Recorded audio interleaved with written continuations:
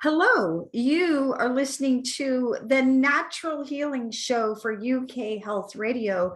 I'm your host, Catherine Carrigan, medical intuitive healer and Amazon #1 bestselling author.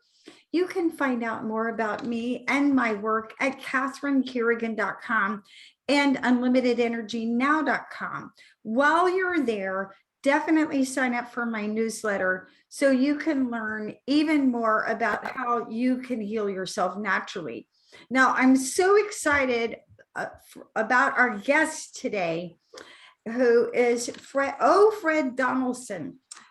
Fred Donaldson is an author and founder of Original Play. His two books include Playing by Heart and Playing for Real. And you can find out more about Fred Donaldson and his life-changing work at his website, originalplay.eu. Welcome, Fred Donaldson. Welcome. Thank you, Catherine. It's wonderful to be with you. So I have to tell for our audience how I first heard about Fred Donaldson. So years and years ago, I actually started in healing work by learning something called brain gym, which is just simple little exercises that anybody can do to get your brain working better. And I remember being on the way to the brain gym convention in Victoria, Canada. And I remember being on a little boat going to the Victoria, Canada, and hearing about this guy who was a play therapist. And I remember rolling my eyes and thinking, now there's a therapist for everything. And then I have to say for our audience that Fred Donaldson, still to this day, is the most profound speaker I have ever heard in my entire life. And I remember listening to Fred Donaldson and something he said and the way he said it and the stories he told just brought tears to my eyes. And I remember I started crying. I was so embarrassed. I was just crying with everything, the profundity of what he was saying. And I remember leaving. And then I was like, you're missing what he's saying. You have to go back. So my hope is that everyone gets a lot out of what we have to hear from Fred Donaldson today. So Fred Donaldson, will you start for our audience and tell us how you developed this work? Because your life story is fascinating. Well, actually, I didn't want to start it. I had no intention of doing this. I had been a university professor and had been fired from my jobs and took a year in Southern California to just surf and finish writing a Black Studies book. And at the end of the year, I got to a point where I needed a job again. And a friend said, Fred, I know this really nice school. Why don't you go and see if you could get a job there? And I thought, no, I don't have any experience with kids. I don't know anything about kids. That's not what I'm trained to do. He just said, well, go ahead anyway.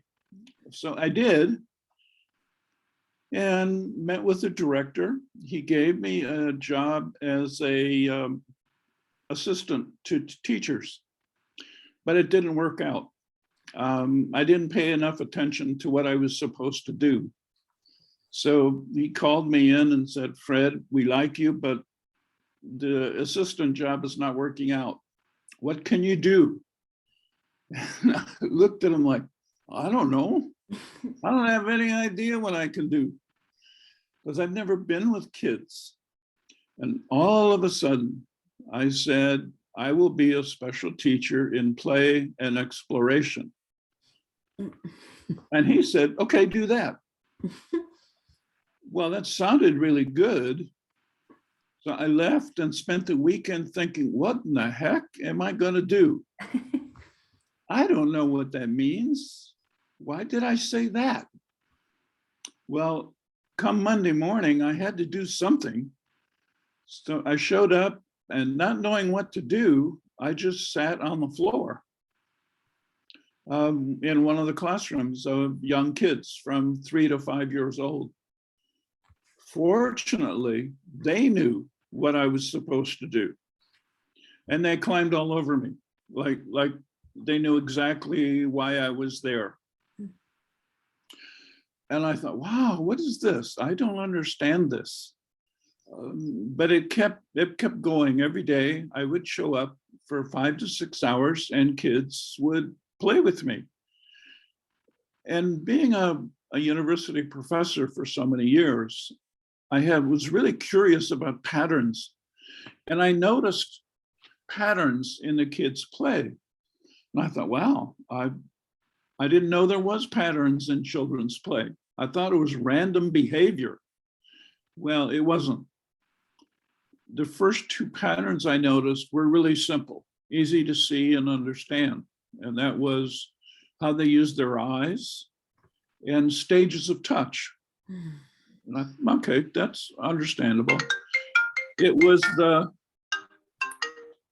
next patterns, 3 and 4, that were much more difficult to understand. The third pattern was that their play had no contest behavior in it. And that was surprising to me.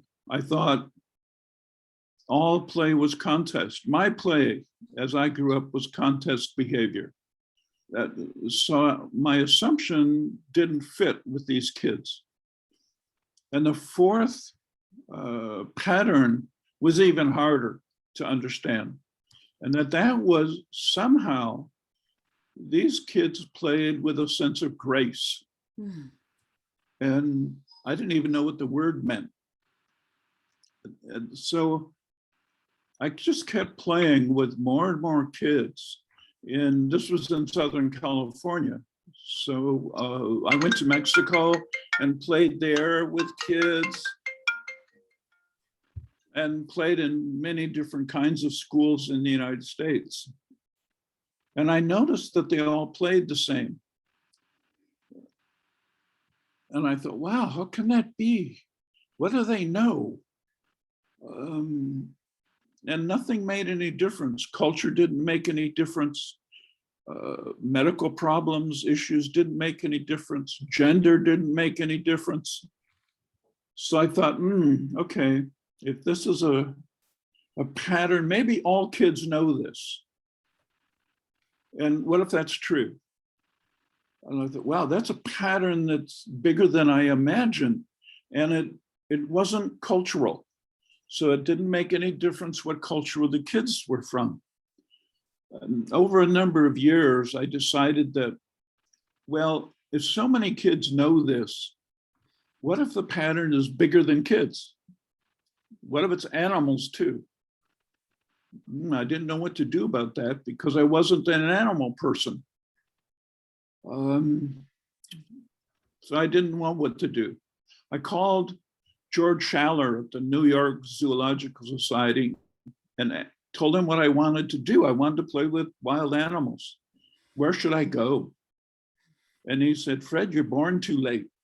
The world's been carved up by scientists and they're not going to want you rummaging around in their research areas. So I let that go. Living in San Diego, I called a friend at SeaWorld. Oh, I'll play with dolphins. No, you have the wrong PhD. You can't do that. So I just let it go. I wasn't getting anywhere. And I visited a friend in Seattle and she was going to see some wolves at a reserve. And she said, you want to come? Yeah, I've never seen a wolf. So I was there and I was looking at them and I asked the biologist if I could go in and play with them. And he laughed and said, of course not. People don't do that. These aren't pets. And I said, okay. He said, but if you write a proposal, I'll take it to the board and we'll see what we do.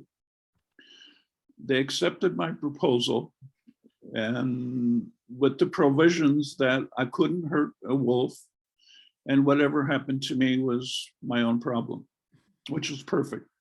I spent years playing with the wolves and they played just like the kids.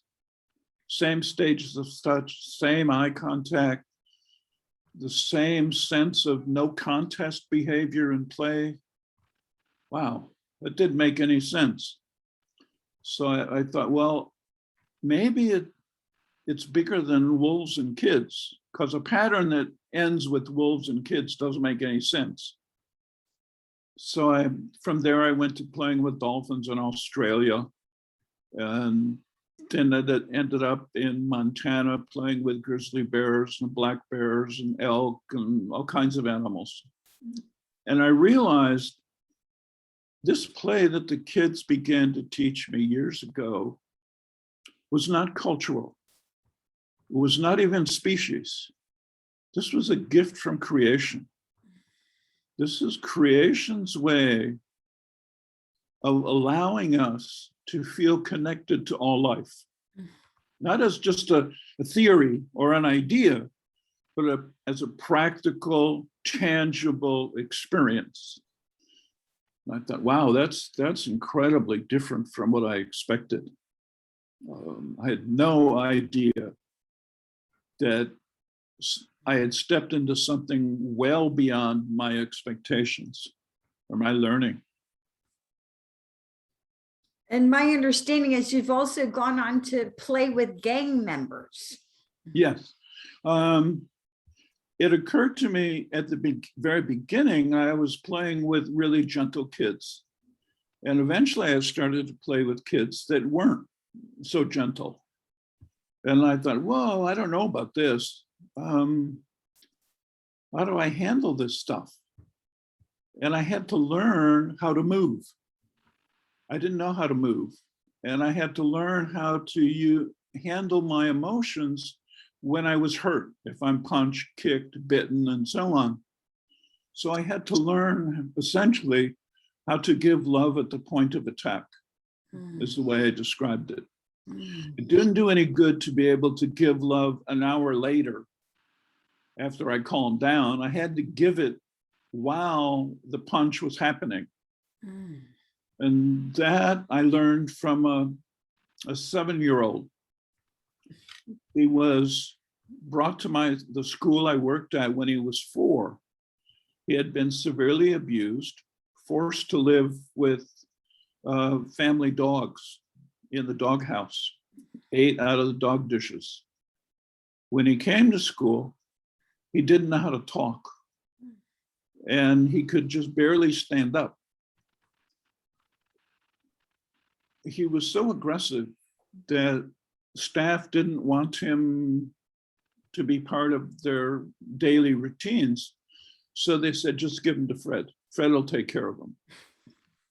I spent 7 years with him, literally with him every day. And one day I was taking him, he was living in an institution for children, and he didn't want to go home. He wanted to stay. But I was carrying him, and he got angry at me. And when he got angry, he bit. So he bit right through my face, right through my cheek, all the way through. And as soon as he bit, there was an incredible sense of pain. And then I just gave him love right through my cheek. And I don't know how he did that because I had never done that before, but it happened. And as soon as I gave him love, the bite stopped. And I held him, took him on the bus, and he went home. When I went into the school, I was bleeding and crying at the same time. And the teachers were used to seeing blood on me, but they weren't used to seeing me cry. And I realized when I sat down that Danny had taught me an incredible lesson. And that was how to give love at the point of attack. As soon as I loved him, the attack was gone. And I thought to myself, wow, I knew Mother Teresa could do that. Jesus, the Dalai Lama, Nelson Mandela, but not me, not a regular person. And I thought, wait, Fred, what do you think all this is about? This is about the grace of being ordinary. And I couldn't believe that in the only way he could, Danny taught me how to handle violence, about the letting go of fear, the letting go of my ideas, the letting go of the physicalness. So by the time I went to gang members who were much older than Danny, I had a sense of that I was asking them something very important. I was asking them to let go of all the categories they thought were important, like the name of the gang, the clothes they wore, the guns they carried, everything. But I didn't ask them verbally to do that. In one case, I was asked by a teacher in East LA to come to play with 8 13-year-old gang members that she had, but she didn't know what to do with. So I showed up and put some pictures of me playing with wolves on the floor and didn't talk to them. And they said, "Wow, hey, that's you playing with the dogs." And I said, "Those aren't dogs, those are wolves." And they said, no, wolves eat you. And then they said, "Well, how do you do that?" And I said, "Come here with me." So I took them outside on the lawn, and without talking to them, I started to nudge them. I got down on all fours and started to push and nudge. And before long, they jumped on me and started to play. So here I'm playing with these 8 13-year-old gang members on the lawn in front of the school. And I did this for 3 hours every Friday for 10 weeks. In the second week, the teacher called me and said, "Fred, I need to tell you that one of the gang members, Jose, called me up, and he was in school." And I said, "What are you doing there? You don't normally go to school, you just hang out." And he said, "Well, I listened to what Fred said about wolves and playing, and I realized I didn't need to get into a contest with my teacher." He didn't blame the teacher, didn't blame anybody. He just stayed in class. So with that fascinating, I'm already on the edge of my seat. And let's take a break now to listen to a message from one of our commercial sponsors. Hang in there with us, and we will be right back.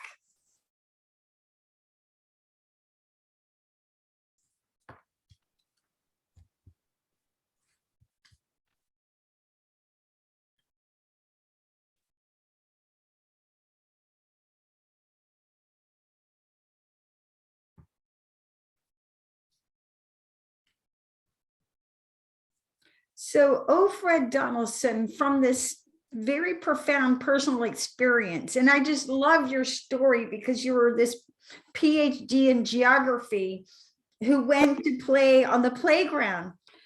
What is original play? Can you share for our audience, what is this profound work you have created? The most important thing to understand about original play is that it's a gift from creation, or God, or Allah, or Great Spirit, whatever term one wants to call it. It's not an artifact of a culture. It's not, I didn't invent it. It's like gravity. It's here. We can participate in it, but we don't create it. If one doesn't understand that, then much of what happens in original play will be beyond understanding. So why is original play important in a school? Because it helps everyone in school, both children and adults, let go of the categories that we usually live with in school. And letting go of those categories allows us to feel a sense of belonging to everybody. It allows us to have a tangible, practical way to deal with the issue of bullying, which adults don't seem to know how to deal with. Um, and it's clear to me in both individual cases and in school settings that I can use original play to diffuse bullying and create a relationship among a bully, victims, and bystanders so that those categories disappear. Once they disappear, what happens is that children have three important senses of safety: intellectual, emotional, and physical. And without those, school can be a scary place for a child. And it provides a sense of safe touch that doesn't depend on knowing categories. Most touch we use as human beings, and certainly in a school, is based on cultural rituals of who can touch who, doing what, how, and so on. Original play allows us a way to communicate loving, safe touch to anyone, because it means that I touch the person based on their needs, not my needs. Most of the time we touch based on our own needs. We don't have the skill to be able to figure out or identify the needs of the being, animal or human, who we touch. Original play reverses that.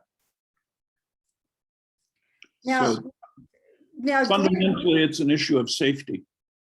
Now, Gregory Bateson said, or asked a question: what pattern connects the crab to the lobster and the orchid to the primrose and all four to me?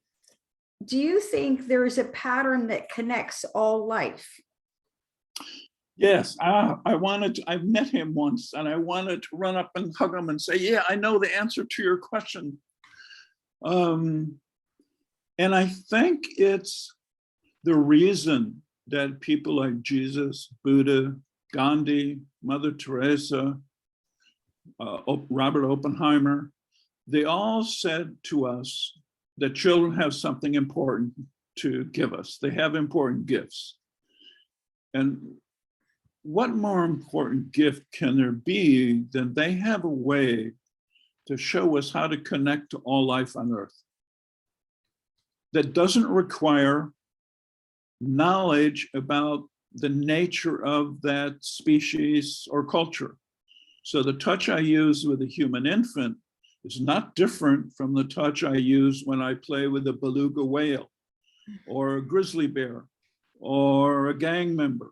It's all the same touch, because the point of that touch is loving to communicate a sense of belonging and safety, regardless of who you touch. Now, Fred Donaldson, if someone were to observe you doing your work with original play, what would it look like? Could you describe that for our audience? Yeah, it would look, most of the time, it would look like, if you can imagine, a group of puppies or kittens rolling around with each other on the floor. That's mostly what it looks like.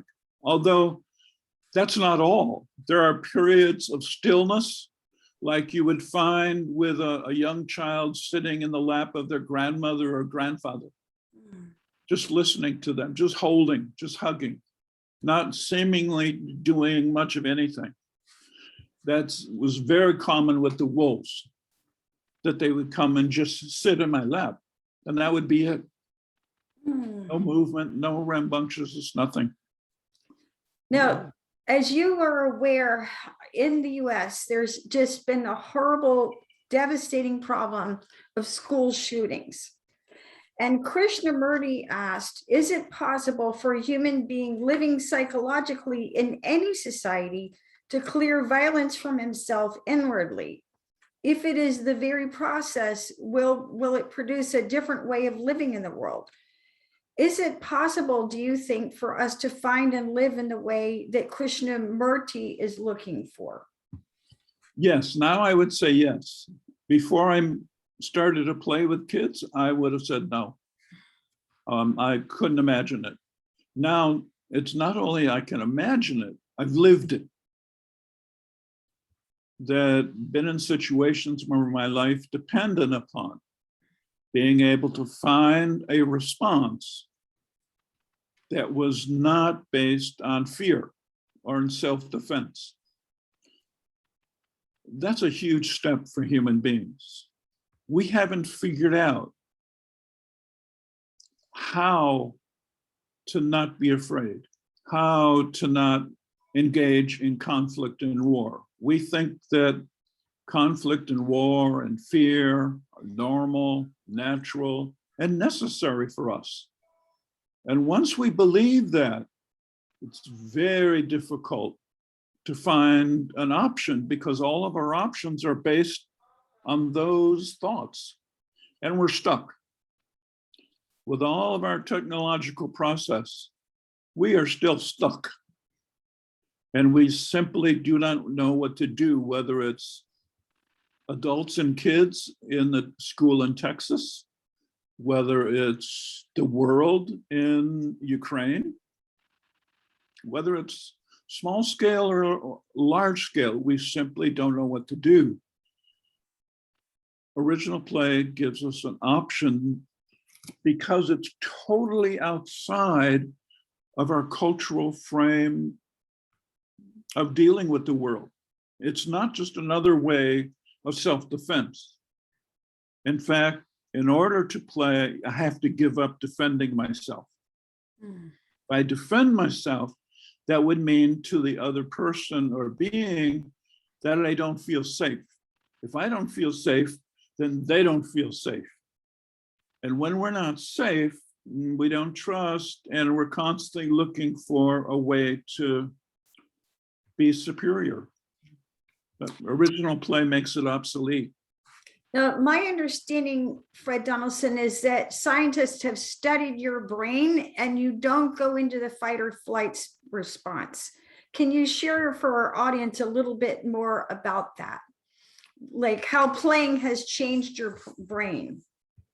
Well, a psychiatrist in Sweden said to me one day, Fred, you've played so long that you've changed your brain. Your brain does not go into fear the way a normal brain would do in a crisis situation. In that moment between stimulus and response, you don't go into a fear response. You go into a loving response that occurs prior to fear. So fear never happens, both neither emotionally nor physically. And what happens because of that is that a field, I'll call it a field, an environment is created that allows another being to enter and feel safe. And so the issue is resolved. Now, it's important to understand that from my perspective, I don't create this. I'm a partner in it. And a partner in a field of energy that includes me, another being, an animal, a person, persons, and God. And that comes from a person who, before I started, I wasn't even aware of the use of God. It didn't mean anything to me. But I realized I've been in situations where my safety depended upon a response that I was incapable of, that I was absolutely unprepared for. And the only answer I could come up with, and I've written to scientists around the world asking them to tell me scientifically what happened to me in this situation, and they can't do it. Now, with that, let's take another break from one of our commercial sponsors and listen to a message and hang in there, and we'll be right back to hear more about how play can help you get out of fear.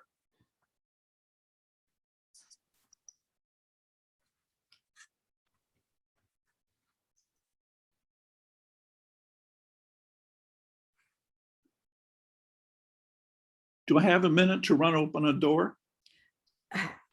Not right now. Okay. Sorry. Okay, so Fred Donaldson. So can you give an example for our audience how you mentioned that there were situations where maybe your life was actually in danger, but you used play to be safe. Right. I was walking down in the street in my neighborhood in California, and a Doberman came out of a house and just attacked me from the street. I didn't have any warning, just came right at me and jumped at my head. But about a foot in front of me, he hit like an invisible wall and fell on the ground. I have no idea what happened, but he circled me and came around again from back, around my back and back to the front, and he jumped again at my face. And he hit an invisible wall and fell down. And he just sat there snarling at me until an owner came out of the house, grabbed him by the neck and took him back in the house. And I have no idea technically what happened. I just stood very calmly, didn't move, just watched. And I felt no sense of fear, no sense of danger at all in it. Now, Fred Donaldson, what is original about original play? The fact that its origin is creation. In the Western world, it was Sophia who played before God in Proverbs. In the Hindu world, it was Lila who played to set up the energy of the universe. This is the same play. It's the play that is the energy that moves through the entire universe and each one of us. And I give it the word love and grace, but the language, the words that are used are not important. What's important is the feeling. Are fear and conflict necessary? Einstein had a question for Freud. Is it possible to control man's mental evolution so as to make him secure against the psychosis of hate and destructiveness? Do we have a choice? Yes, we have a choice. I don't believe that fear and self-defense are necessary.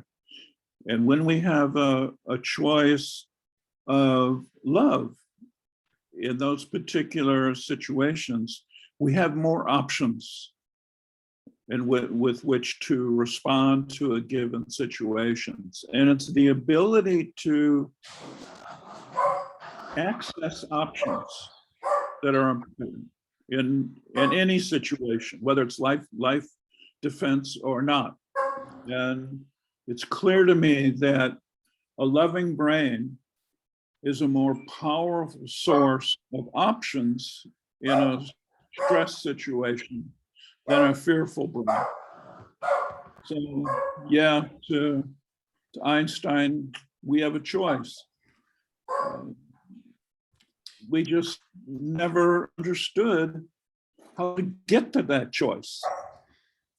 Now, adults like to say that practice makes perfect, but children don't practice playing.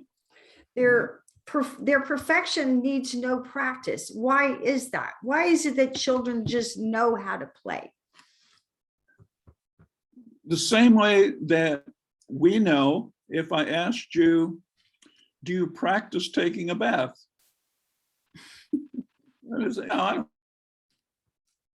think, I just do it. Of course, it's we do, and they do it 100%. It's heartfelt. It's not 50%. They don't think about what they're going to do and do it. They just do it. We tend to think about when we play, and our play has an incredible range of cultural meanings.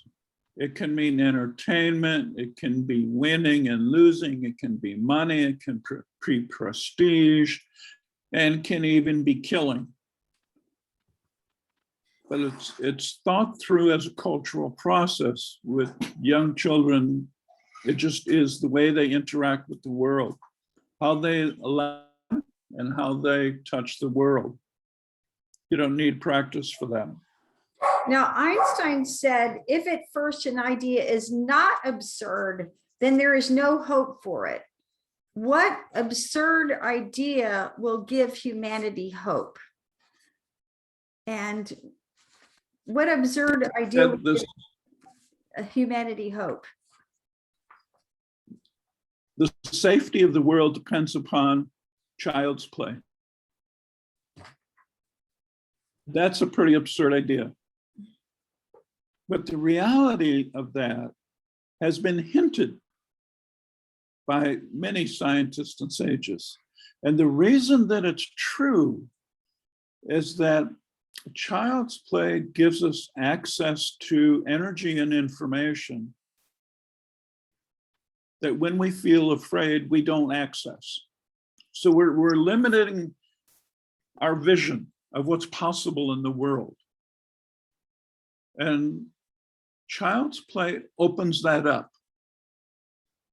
Elie Wiesel called children bearers of promise. And I think of the promise as peace.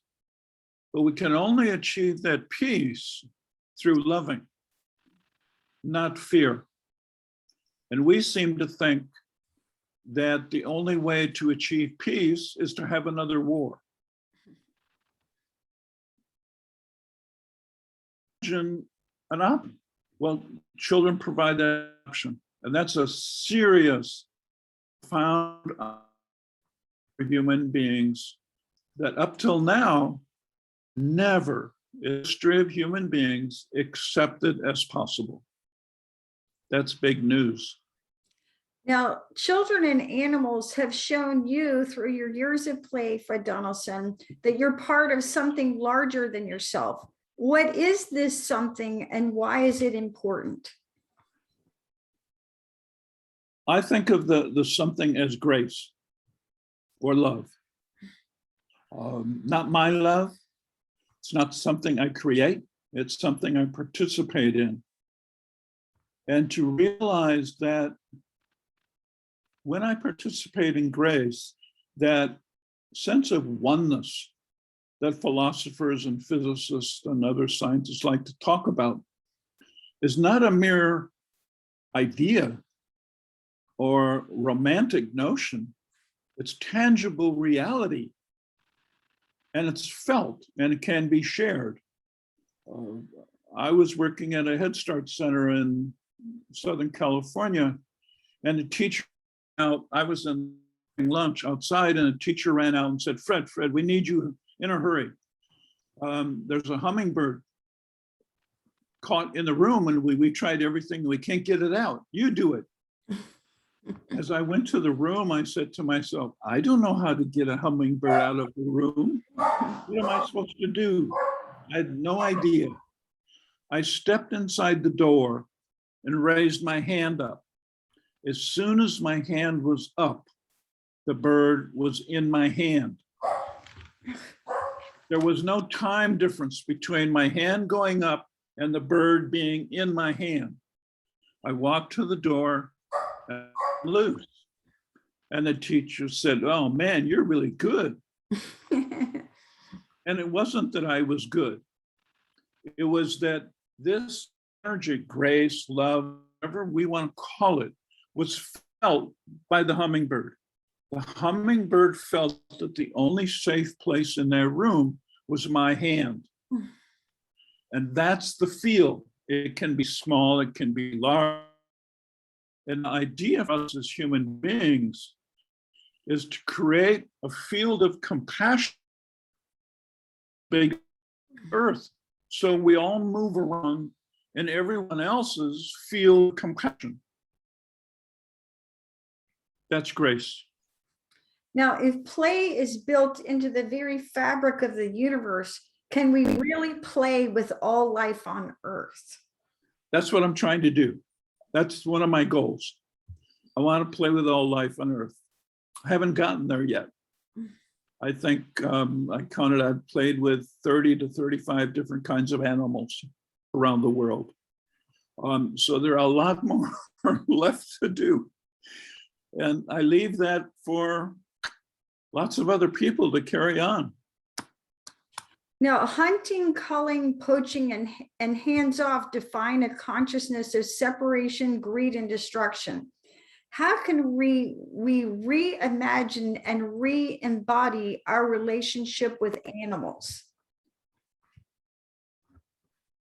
Well, first, and the process came to me by first re-embodying it. I never imagined myself playing with animals or even kids. I used my body first. The message came through my body first, that this is possible. And then I started to think, wow, if I can do this, maybe I can do that. So it was a kind of going back and forth between tangible, embodied experience of love, of grace, of safety, blended with imaginings that it could be bigger than what I know. And then, it just got so that, wow, this could be the way the whole world works. Whoa, amazing. And why shouldn't it be? I mean, it just makes sense to me that the world should be a place we should be safe in. Now, Einstein said that no problem can be solved with the same consciousness that created it. Where is such a new consciousness to come from? That's what humans have never figured out. We keep trying to create peace with the same thoughts and consciousness that created war. And the fact that it's never worked doesn't bother us. We keep developing think tanks designed for peace based on the idea of what do we do about war? What children and animals have shown me is we don't have to deal with fear and war at all. What we have to do, this is much harder. We have to learn to love. Because once you have a loving brain, your brain cannot be fearful at the same time. So the idea is, and what kids actually did with me, was create a default brain, body, mind system based on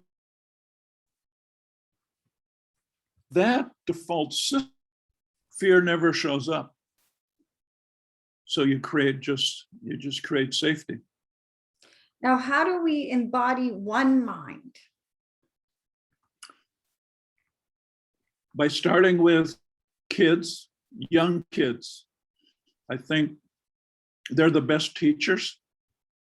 We can have an idea of what one mind means, but it doesn't mean a lot unless you embody it, unless you can live it with your body and communicate it to other beings, both animal and human and plant, so that the one mind is a living body, not an idea.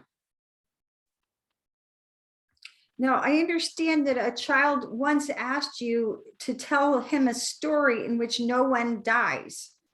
Can we tell our children such a story, especially now, again, going back to, what's happening in the schools where so many children don't feel safe in school? That's right. For lots of reasons.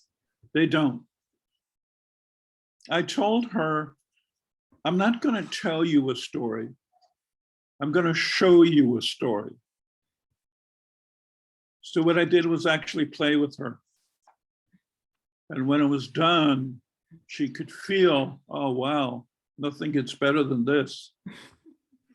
And that's the ability to feel that there's a different option. In Seattle once, I played at a school for special needs kids. And an 8-year-old boy with autism played with me. When it was time for his teacher to pick him up to go back to the classroom, he said to me, "I wish I had another life. I wish I had another life. This play is my reminder of another life." That's what I mean by feeling and stepping out of the categories that we think are impossible to get out of. He stepped out of autism, something that most scientists say he can't do, but he did. We can step out of the categories like fear, like cancer, gangs, all of it, and create sanctuaries for each other. It takes time, it takes practice, it takes commitment and heart. And it takes being able to say, what's the most important thing that happens in a child's day at school? It's not learning mathematics.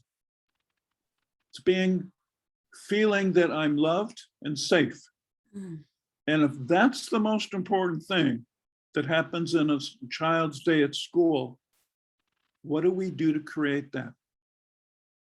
The most powerful way we have as adults, as teachers, as janitors, as principals, of helping that to happen is safe, loving touch.